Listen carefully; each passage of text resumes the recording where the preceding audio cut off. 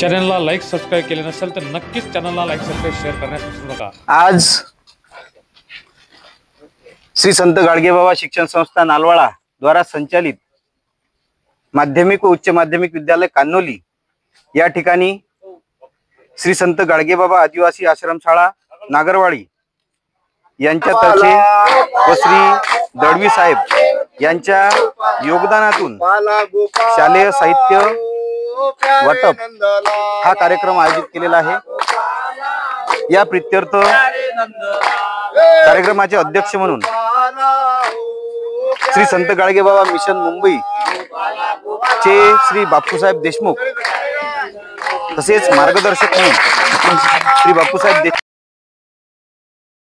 त्याचबरोबर गाडगेबाबा मिशन अनाथ आश्रमाचे संचालक माननीय गजाननरावजी देशमुख, देशोन्नतीचे पत्रकार, बापूसाहेबांच्या या संकल्पनेतून हे आज जो कार्यक्रम होत आहे ती अतिशय महत्त्वाची बाब आहे। आणि बापूसाहेबांचं पूर्ण आयुष्य या गाडगेबाबाच्या सेवा करत त्यांनी पूर्ण दिलेलं आहे।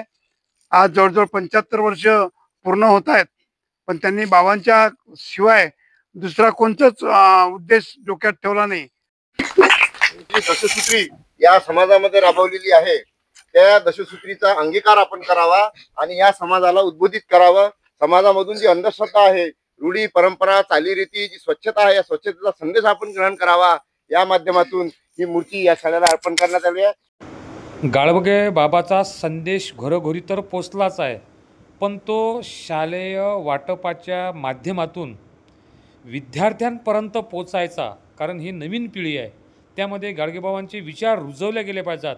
म्हणूनच नागरवाडीतर्फे हे शालेय साहित्य वाटपाचा कार्यक्रम दरवर्षी आयोजित केला जात असतो।